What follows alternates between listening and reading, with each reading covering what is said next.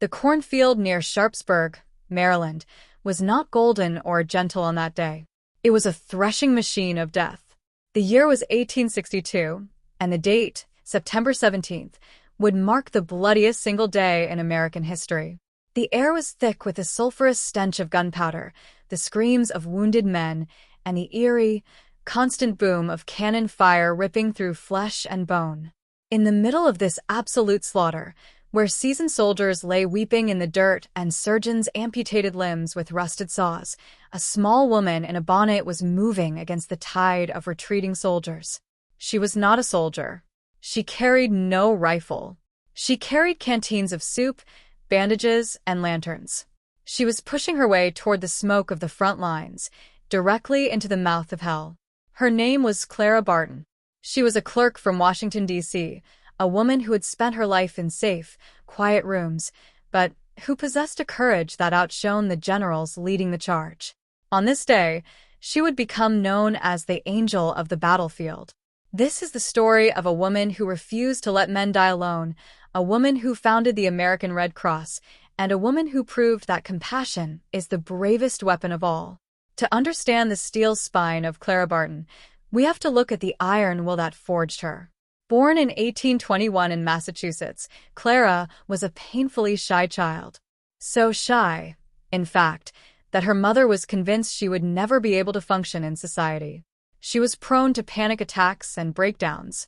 To break her out of her shell, her parents sent her to a strict boarding school run by her older brothers. It was a harsh environment, designed to toughen her up, and it worked.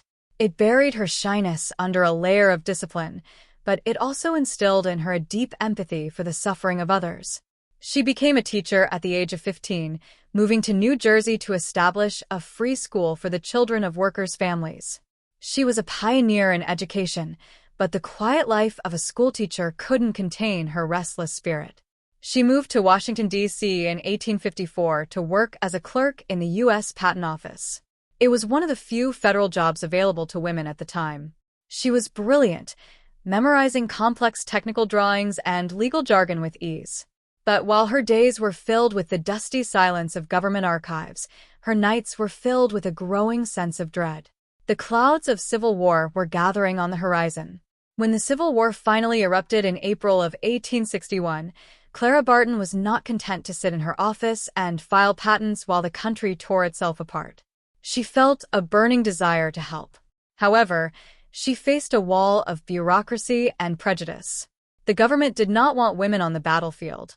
They saw the war as a masculine sphere, and they wanted to keep the sanctity of women away from the mud and blood. But Clara Barton did not wait for an invitation. She saw the newspapers reporting the horrific casualties of the First Battle of Bull Run. She read about the wounded soldiers lying in the rain for days without medical care. She realized that the Army Medical Department was overwhelmed, unorganized, and ill-equipped. So, she took matters into her own hands. She began a campaign to gather supplies. She went door to door in Washington, asking friends, neighbors, and wealthy society ladies for bandages, medicine, candles, and food. She was relentless, a force of nature that people couldn't say no to. She gathered 3 warehouses full of supplies, but getting them to the front lines was the challenge. The army refused to transport her goods, citing red tape and logistics. So, Clara loaded them onto wagons herself. In 1862, she received official permission to pass through the lines and deliver her aid to the surgeons and soldiers in the field. She wasn't an ambulance driver or a nurse by trade. She was a one-woman relief organization. When she arrived at the battlefield of Cedar Mountain in Virginia, the reality of war hit her with the force of a cannonball. She found thousands of wounded men lying in the open, exposed to the blistering sun and the freezing rain. The army surgeons were exhausted, operating on tables made of doors that were propped up on barrels. There were no bandages, no anesthetics, no food. Clara set to work immediately. She didn't just hand over supplies. She cooked soup over campfires for the men. She washed their wounds. She held their heads while they died. She wrote letters home for the men who couldn't hold a pen. The soldiers were stunned to see a woman in that hellish place. They began to call her the Angel of the Battlefield. She was a mother, a sister, and a savior to men who had been abandoned by the world. But Clara's most defining moment came at the Battle of Antietam. It was a day that would sear the soul of the nation.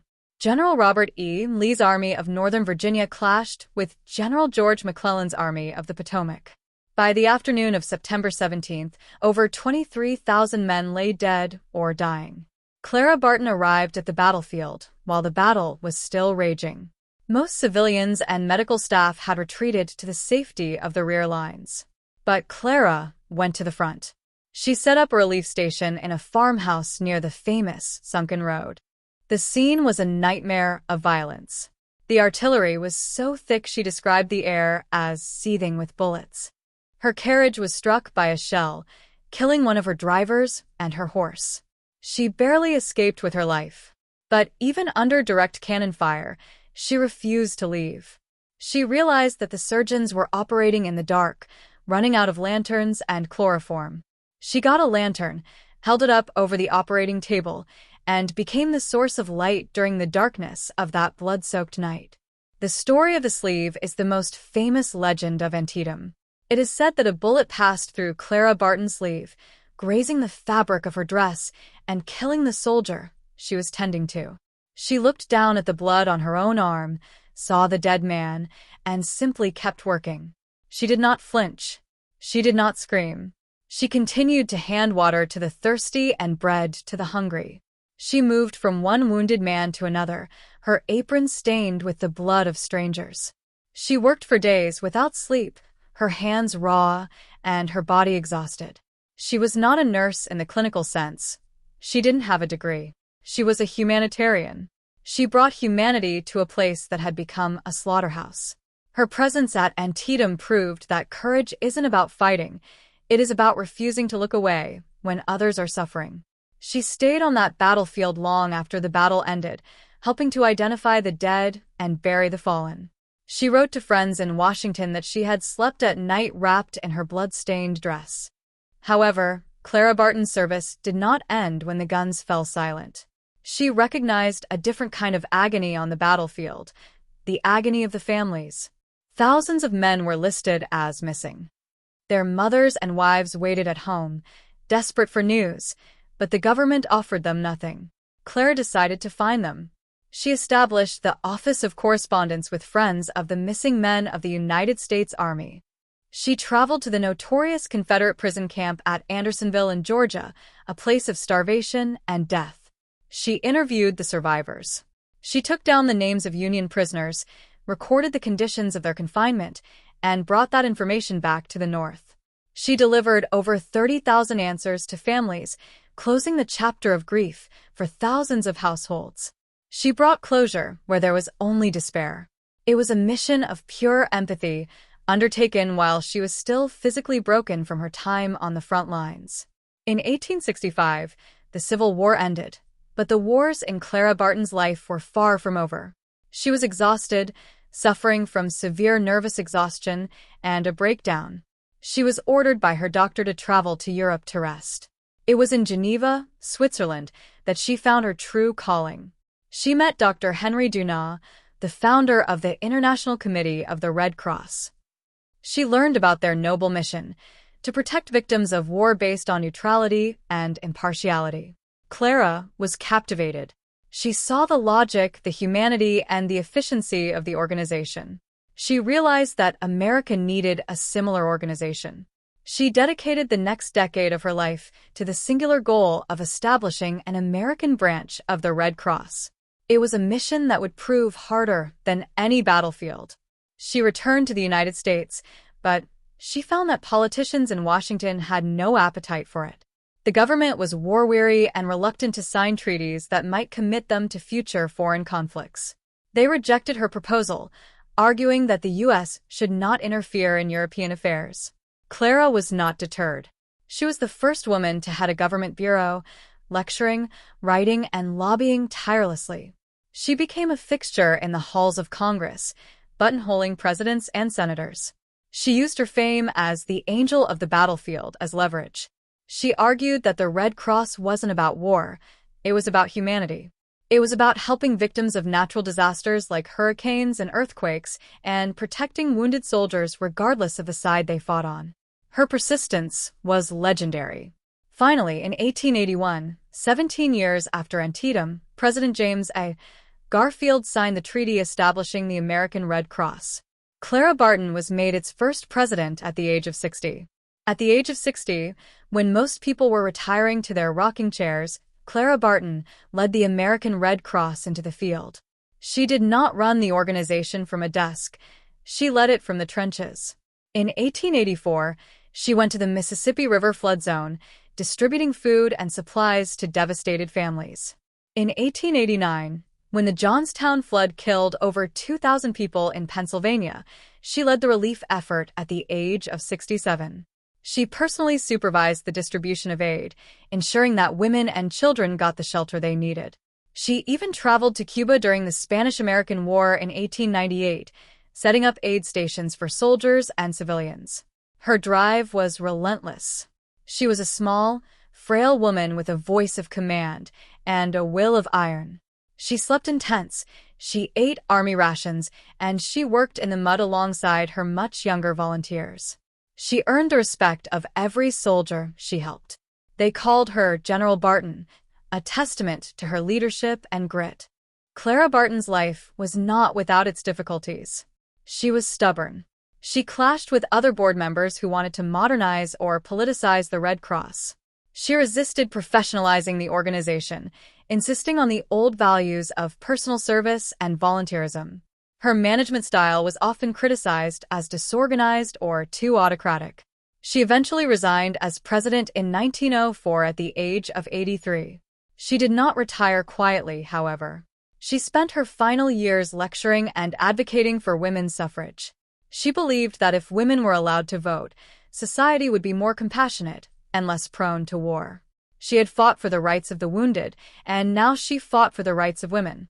She died in 1912 at the age of 90. She died in her home in Glen Echo, Maryland, a home that had served as her headquarters for years. She was buried in North Oxford, Massachusetts, her final resting place marked by a simple American flag. The legacy of Clara Barton is woven into the fabric of American aid. The American Red Cross she founded has been there for every major disaster of the last century and a half. They were there for the San Francisco earthquake, the Great Depression, the 2 World Wars, and 9/11. They are there today for hurricanes, wildfires, and floods. Millions of people who have never heard the name Clara Barton have been saved, fed, and sheltered by the organization she built. But the spirit of the Red Cross is Clara Barton. It is the spirit of the angel of the battlefield. It is the idea that no matter how dark the night, how loud the cannons, or how deep the blood, there will always be someone holding a lantern to light the way. There will always be someone who refuses to let us suffer alone. Clara Barton's story is not just a story of the past. It is a lesson in the capacity of the human heart. She started as a shy girl who couldn't speak in public, and she ended her life as a leader of one of the world's largest humanitarian movements. She conquered her own fears so that she could comfort the fears of others. She saw the worst things humanity can do to itself, the carnage of Antietam, the starvation of Andersonville, and instead of retreating into despair, she chose to engage. She chose to walk into the fire. She taught us that you don't need a weapon to be a hero, you just need to care. She taught us that one person, with enough determination, can change the fate of thousands. The next time you see the Red Cross emblem, think of the woman in the blood-stained apron. Think of the clerk who quit her desk to feed the hungry. Think of the angel who wrote the last letter home for a dying soldier in the rain. Clara Barton proved that compassion is a form of strength. She proved that courage is an act of love. She was the angel of the battlefield, yes, but she was also very much human. She was tired, she was afraid, and she was flawed. But she never stopped trying to help. She never turned her back on suffering. She gave her entire life to service, and in doing so, she built a monument of hope that stands tall to this very day. The angel of the battlefield has finally laid down her head, but her light still guides us through the darkness. If you enjoyed this story and want more untold historical legends, Make sure to like this video, share it with your friends, and subscribe to the channel for more powerful stories from history. Turn on the notification bell so you never miss our next upload.